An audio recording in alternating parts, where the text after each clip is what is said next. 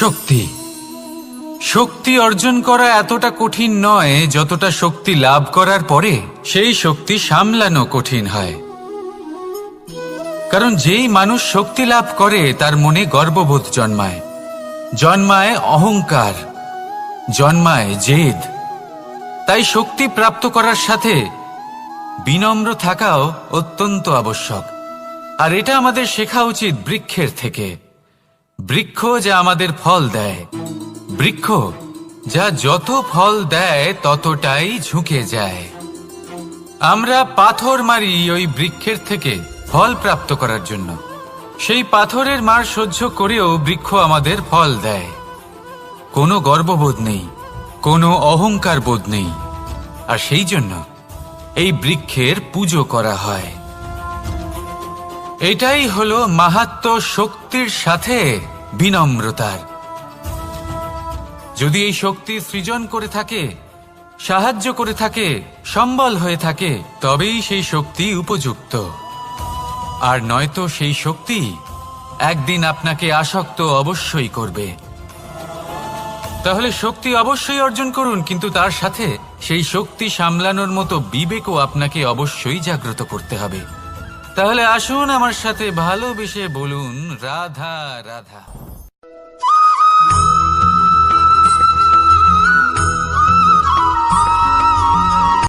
কথায় আছে, অন্ধকারে প্রদীপ প্রজ্বলিত করলে চতুর্দিক আলোকিত হয়।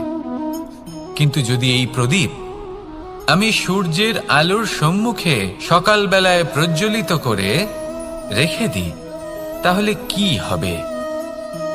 আপনি বলবেন যে এটা করে তো কোনো লাভই হলো না। সূর্যের প্রকাশের সামনে এই প্রদীপ আসলে কিছুই নয়। এবার এই চিন্তা ভাবনা প্রত্যেক দিন করতে হবে, আর একটা অমূল্য শিক্ষা পেতে হবে। মনে করুন যে আপনি মহাপুরুষের সামনে বসে আছেন, কোনো মহাজ্ঞানীর সামনে। তাহলে সেই ব্যক্তির সামনে নিজের জ্ঞানের প্রদীপ প্রজ্বলিত করবেন না, নীরব থাকুন। আর সেই ব্যক্তির সূর্যের প্রকাশের মতো জ্ঞান প্রাপ্ত করুন। যতটা পারবেন জ্ঞান লাভ করুন। যদি এমন কোনো সময়, এমন কোনো স্থানে আপনি আছেন যেখানে চতুর্দিক অন্ধকার, কারোর কাছেই জ্ঞান নেই, সেখানে নিজের জ্ঞানের প্রদীপ প্রজ্বলিত করুন। এমন করলে দুদিক থেকেই আপনার লাভ হবে। আপনার জ্ঞান প্রাপ্তিও হবে, আর জ্ঞানের সঠিক প্রয়োগও করতে পারবেন। আর এই মন প্রসন্ন হয়ে বলবে, রাধা রাধা।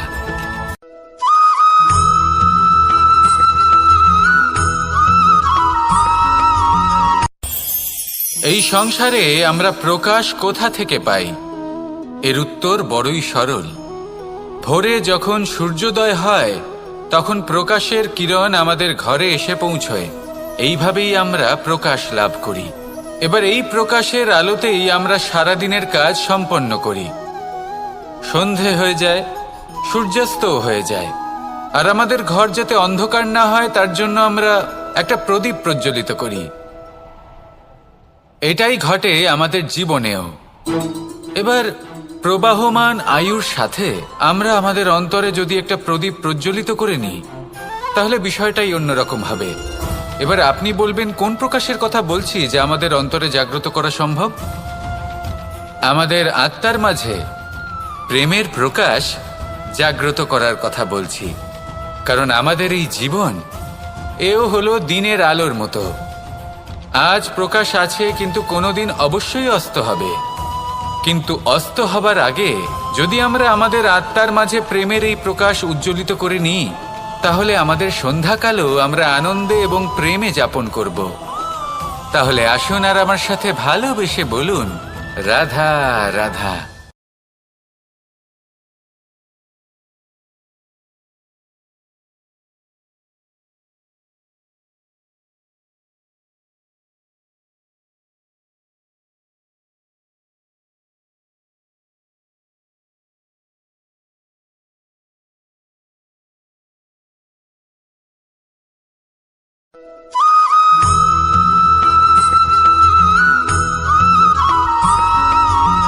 কথায় আছে যে এমন কোনো অক্ষর নেই যার দ্বারা কোনো মন্ত্র হয় না। এমন কোনো বনস্পতি নেই যা নিজেই একটা ঔষধি নয়। পৃথিবীর এমন কোনো ব্যক্তি নেই যার মধ্যে কোনো যোগ্যতা থাকে না। শুধু প্রয়োজন হলো যে ব্যক্তিকে আমরা খুঁজে চলেছি তাকে সঠিকভাবে চিনে নেওয়া। যদি তার যোগ্যতা, তার বিশেষত্ব আমরা বুঝতেই না পারি, তাহলে আর লাভ কি রইল? এই সংসারে এমন অনেক ব্যক্তি রয়েছেন যারা ছোট ছোট অসফলতার কারণে আপনাকে এটা বলে দেবে যে আপনি কোনো কাজের নন, আপনি হলেন মূর্খ, আপনি কিছুই করতে পারবেন না। এইসব কথায় কখনোই বিশ্বাস করবেন না, কারণ আপনি এবং প্রত্যেকটি জীব এই পরমাত্মা এবং এই প্রকৃতির সৃষ্টি, যা অত্যন্ত বিশেষ। যদি আপনাকে উদাহরণ দিই তাহলে একদিকে আছে তরোয়াল, একটা বড় লম্বা তরোয়াল যার দ্বারা যুদ্ধ করা যায়, জয়লাভ করা যায়।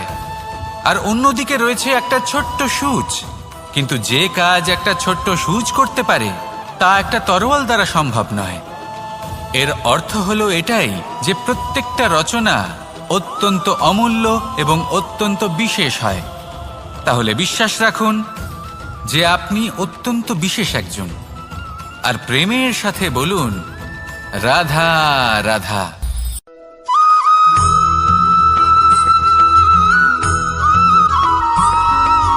জীবনে যখন কোনো ব্যক্তি নিজের লক্ষ্য প্রাপ্তির জন্য নিরন্তর পরিশ্রম করতে থাকেন, চেষ্টা করতে থাকেন, তখন তিনি কষ্ট অনুভব করেন, কখনো শারীরিক কষ্ট, কখনো মানসিক কষ্ট।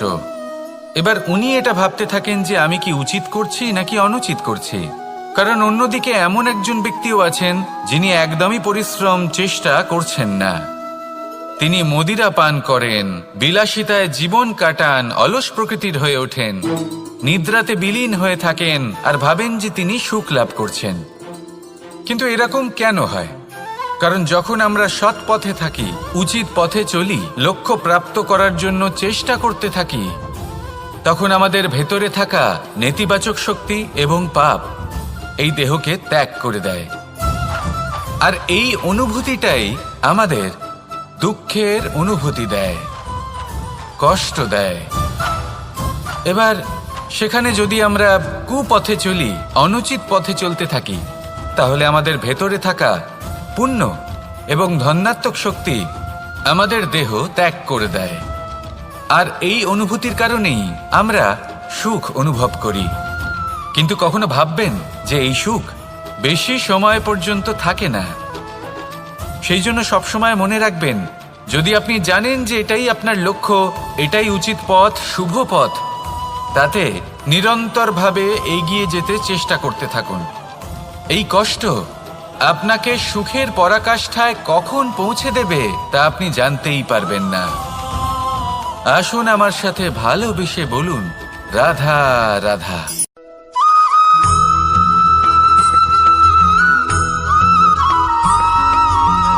এই দড়িটা দেখুন, ছোট ছোট রেশম দ্বারা তৈরি, এটা সরু সুতো দ্বারা তৈরি হয়েছে এটা, আর এ অত্যন্ত কোমলও বটে। আর আপনি চাইলে এটা সোজাও করে দিতে পারেন, আর চাইলে এটা বেঁকিয়েও দিতে পারেন, আর যদি চান তাহলে এটা গোল গোল করে বেঁধে কোথাও রেখেও দিতে পারেন। এবার এই কোমল দড়ি যদি কোনো নিষ্ঠুর কঠিন পাথরে বারংবার জড়িয়ে দেওয়া হয়, তাহলেও তাকেও কাটতে পারে, নিজের ছাপ ছেড়ে যেতে পারে, সেটার আকারও বদলে ফেলতে পারে। এবার এর কারণ কি? এর কারণ হলো অভ্যাস আর নিরন্তর প্রচেষ্টা। যদি আপনিও চেষ্টা করেন আর নিরন্তর কর্ম করে যান, তাহলে আপনার প্রারব্ধ পাথরের মতো কঠিনই হোক না কেন, তাতে ভাঙন ধরিয়েও আপনি নিজের লক্ষ্যে অবশ্যই পৌঁছতে পারবেন। একটা গুরুত্বপূর্ণ কথা মনে রাখবেন, সুকর্মের অভ্যাস আর নিরন্তর প্রয়াস, এই হলো সাফল্যের মন্ত্র। তাহলে জীবনে এই মন্ত্র আনুন আর আমার সাথে ভালোবেসে বলুন রাধা রাধা।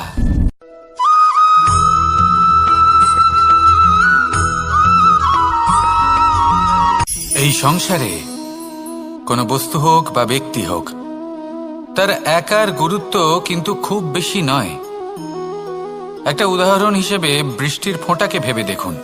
যদি একটি বৃষ্টির ফোঁটা হয় তাহলে তার খুব বেশি গুরুত্ব থাকে না, কিন্তু যখন সহস্র বৃষ্টির ফোঁটা মেঘের মধ্যে দিয়ে ঝরে পড়ে তখন সেটা বর্ষার রূপ ধারণ করে। সেই বর্ষা যা এই প্রকৃতিকে শান্ত করে। সেইভাবেই পাথরের ছোট টুকরো, তার খুব বেশি গুরুত্ব থাকে না, কিন্তু যখন অসংখ্য পাথরের টুকরো একত্রিত হয় তখন তা পর্বতের আকার ধারণ করে। সেইভাবেই কিছু মানুষ যখন একত্রিত হন তখন তৈরি হয় পরিবার, কিছু পরিবার যখন একত্রিত হয় তখন তৈরি হয় সমাজ, যখন অনেক সংখ্যক সমাজ একত্রিত হয় তখন তৈরি হয় রাজ্য।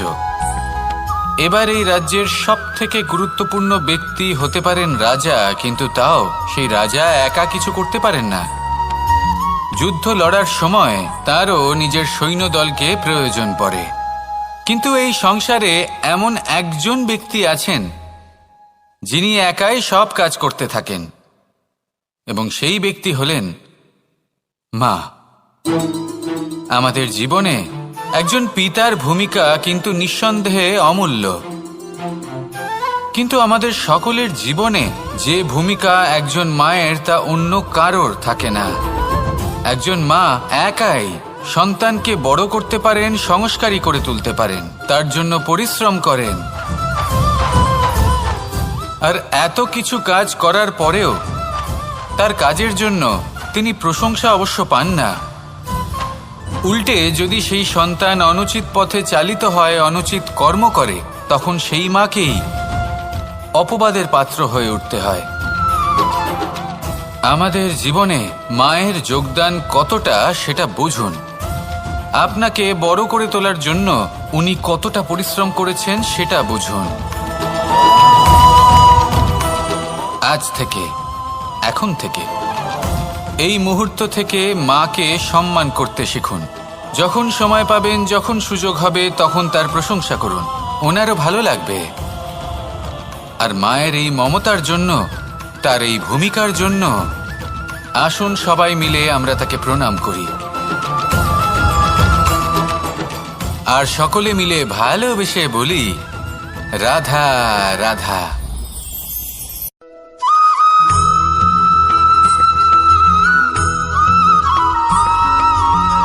আপনি কখনো কোনো বাজকে নিজের বাসা বানাতে দেখেছেন?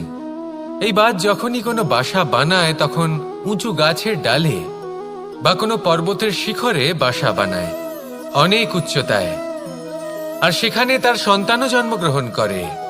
যখন এই সন্তানেরা জন্মায় তখন এই বাজ খুবই ভালোবেসে এবং খুব সাবধানে এদের পালন পোষণ করে, নিজের ঠোঁট দিয়ে তাদের ঠোঁটে খাবার পরিবেশন করে। কিন্তু যেই সেই সন্তানেরা হৃষ্টপুষ্ট হয়ে যায় এবং সেই কথা বাজ নিজে বুঝতে পেরে যায়, সেই বাজ নিজেই সেই বাসা ছিন্ন ভিন্ন করে দেয়। সেই সন্তান যাদের সবেমাত্র ডানা গজিয়েছে, কিভাবে উড়তে হয় তারা জানে না, সেই সন্তানগুলিকে উচ্চতা থেকে ঠেলে দেয়। সেই সন্তান প্রথমে ভয়ভীত হয়ে যায়। তারা সামনে মৃত্যুকে দেখতে পেয়ে ভয়ের কারণে তাদের ডানা ঝাপটাতে থাকে, আর সেই প্রক্রিয়াতেই সেই সন্তানগুলি উড়তে শুরু করে দেয়। এবার এই ঘটনায় আমরা কি শিক্ষা পেতে পারি?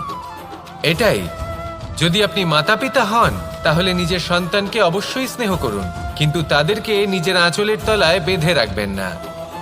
যদি আপনি চান আপনার সন্তান জীবনে উন্নতি করুক, তাহলে নিজের মুঠো থেকে তাদের স্বতন্ত্র করে দিন, এই সংসারে সংঘর্ষ করতে দিন।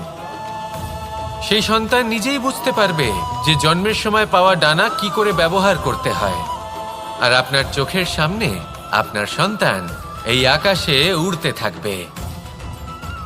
তাহলে আসুন আমার সাথে ভালোবেসে বলুন, রাধা রাধা।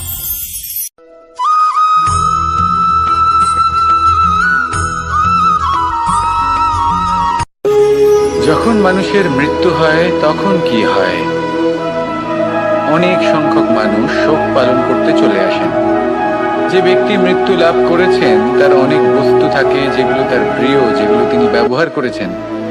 তার শয্যা, তার বস্ত্র, তার আভূষণ সবকিছু তার থেকে বিচ্ছিন্ন করা হয় এবং খালি হাতে তাকে শ্মশানের উদ্দেশ্যে রওনা করা হয়। আমি আপনাকে এই প্রশ্ন করতে চাই, আপনি এই সংসারে কি অর্জন করেছেন? ধন সম্পত্তি, বস্ত্র, আভূষণ, এই সব কিছু যে আপনি অর্জন করেছেন, আপনার মৃত্যুর পরে তা আপনার থেকে দূর হয়ে যাবে। এর উত্তর হলো একটাই, আপনার কর্ম। শুধু সেটাই আছে যা একান্ত আপনার, আর শুধু সেটাই এই সংসার থেকে চলে যাওয়ার পরেও সংসারেই জীবিত থাকবে। যদি আপনি দুষ্কর্ম করেন, তাহলে এই সংসার আপনাকে একটি অনুচিত উদাহরণ হিসেবে মনে রাখবে যে এই ব্যক্তি খুব পাপী ছিল, অনুচিত কর্ম করতেন। যে পথে তিনি চলেছেন সেই পথে কারোর চলা উচিত নয়। সেখানেই যদি আপনি সৎকর্ম করেন, তাহলে সংসার চিরকাল এটাই বলবে যে খুব ভালো মানুষ ছিলেন, সবাইকে ভালোবাসতেন, সবাইকে সাহায্য করতেন, আমার খুব প্রিয় মানুষ ছিলেন। এটাই হলো শ্রেষ্ঠ কর্ম। সেই জন্য জীবনে শুধুমাত্র ধন সম্পত্তি, আভূষণ, এই সব অর্জন করতে গিয়ে নিজের মনোনিবেশ করবেন না। শ্রেষ্ঠ কর্ম করুন। সংসার থেকে চলে যাওয়ার পরেও এই কর্মই এই সংসারে আপনাকে জীবিত রাখবে। আসুন আমার সাথে ভালোবেসে বলুন, রাধা রাধা।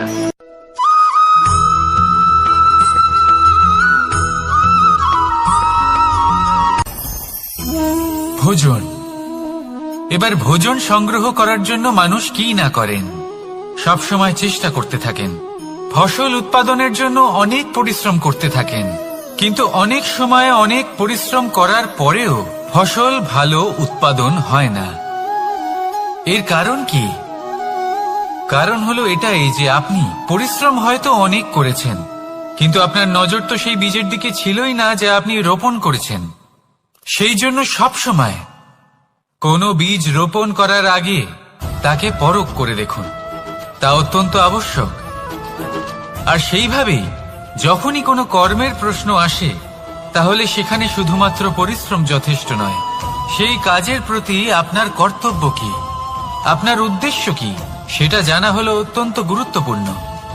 তাই কর্ম করুন, কিন্তু সেই কর্মের প্রতি আপনার যা উদ্দেশ্য তার মাহাত্ম্য বুঝতে চেষ্টা করুন।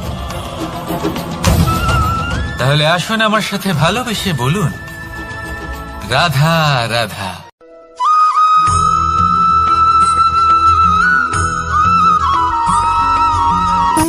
সুখ, দুঃখ এবং শক্তি, এই তিন হলো এই সংসারের ত্রিদেবের মতো। আমাদের জীবনে যা কিছু ঘটছে এই তিনটির ভিত্তির উপরেই হচ্ছে। আসলে এই সংসারের একটা নিয়ম আছে, যখনই আপনি কিছু লাভ করেন, এই সংসার আপনার পরীক্ষা নেয়। এটা জানার জন্য আপনার পরীক্ষা নেয় যে আপনি যা কিছুই লাভ করেছেন, আপনি কি আদৌ সেটার যোগ্য কিনা। ঠিক সেইভাবেই এই সুখ, দুঃখ এবং শক্তি আপনার পরীক্ষা নিয়ে থাকে। যখন সুখ আসে তখন সে আপনার পরীক্ষা নেয় যে আপনার মধ্যে অহংবোধ জাগ্রত হয়নি তো। যদি অহংবোধ চলে আসে তাহলে সুখ সেখানেই সঙ্গ ত্যাগ করে। দুঃখ আপনার ধৈর্যের পরীক্ষা নিতে থাকে, আর যদি আপনার মধ্যে ধৈর্য না থাকে তাহলে এটা আপনাকে আরো বেশি দুঃখের গভীর অন্ধকারে ঠেলে দেবে। সেখানে শক্তি পরীক্ষা নেয় আপনার বিনম্রতার।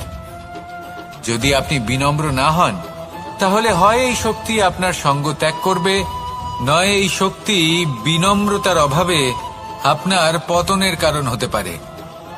এই সংসারে যে কোনো ব্যক্তি যিনি এই পরীক্ষায় উত্তীর্ণ হয়ে থাকেন, এই জীবনে তিনি সাফল্য লাভ করেন। আসুন আমার সাথে ভালোবেসে বলুন, রাধা রাধা।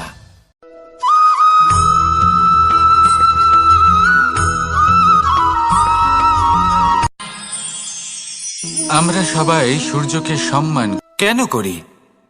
কারণ আমরা জানি যে সন্ধেবেলা যখন সূর্যাস্ত হবে তখন শুধুমাত্র অন্ধকার বাকি থাকবে। ঠিক কিছুটা এরকমই হয় আমাদের মাতা পিতাও, যিনি আমাদের জন্ম দেন, আমাদের ভরণ পোষণ করেন, আমাদের বড় করেন, আমাদের প্রেম প্রদান করেন। কখনো কখনো তাদের মুখ থেকে কটু কথা নিঃসৃত হয়, আমাদের দুঃখ হয়, কিন্তু তখন আমাদের এটা বোঝা উচিত এগুলি নিঃসৃত হচ্ছে আমাদেরই মঙ্গলের জন্য। যেমন সূর্যদেব, উনিও উত্তাপ দিয়ে থাকেন আমাদেরই মঙ্গলের জন্য, যাতে ফসল পাকতে পারে, যাতে জল বাষ্প হয়ে মেঘ হতে পারে, বৃষ্টি হতে পারে, আর এই সংসারে নিরন্তর জলের প্রবাহ থাকে। আমাদের মাতা পিতা, তাদের কঠোর আচরণ, তাদের কঠোর অনুশাসনের পেছনে লুকিয়ে থাকে ওনাদের ভালোবাসা। আমাদের তা বুঝতে হবে, সসম্মানে ওনাদের গ্রহণ করতে হবে। কারণ ঠিক সূর্যাস্তের পরে যেমন চতুর্দিক অন্ধকারচ্ছন্ন হয়ে যায়, তেমনি আমাদের জীবন থেকে যখন আমাদের মাতা পিতা চলে যায়, তখন আমাদের জীবনেও শুধু এবং শুধুমাত্র অন্ধকারই ছেয়ে থাকে। সেই জন্য নিজের মাতা পিতাকে সম্মান করুন, ওনাদের ভালোবাসা প্রদান করুন। এই মন আর এই জীবন প্রসন্ন হয়ে বলবে, রাধা রাধা।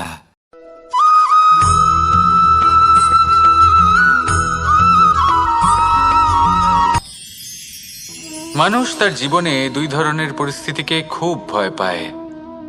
এক, কোনো কারণবশত কারোর সামনে নত হওয়া। দুই, কোনো কারণে নিজের চরিত্র থেকে, নিজের মূল্যবোধ থেকে বিচ্যুত হওয়া। এবার কেন হয় এরকম যে কথায় কথায় কারোর সামনে নত হতে হয়? কেন বারংবার নিজের চরিত্র থেকে চ্যুত হতে হয়? এরকম কেন হয়? এটা তখনই হয় যখন আমাদের শিক্ষা এবং মূল্যবোধের অভাব থাকে। যদি মানুষের মধ্যে প্রকৃত শিক্ষা থাকে, তাহলে এই সংসারে কোনো সময় এবং কারোর সামনেই নত হওয়ার কোনো প্রয়োজন নেই। যদি মানুষের মধ্যে মূল্যবোধ থাকে, তাহলে তাকে নিজের মূল্যবোধ বা চরিত্র থেকে বিচ্যুত হতে হয় না, তা সে যাই হয়ে যাক না কেন। কোনো বালককে যদি জন্ম থেকেই সুশিক্ষার অধিকারী করা হয়, শিক্ষিত করা হয়, মূল্যবোধের অধিকারী করা হয়, তবে সে এই সংসারে এমন কর্ম করবে যাতে সে নিজেকে, নিজের পরিবারকে, সমগ্র সমাজকে গর্বিত করতে পারে। শিক্ষা লাভ করুন, মূল্যবোধ লাভ করুন, এবং আমার সাথে ভালোবেসে বলুন, রাধা রাধা।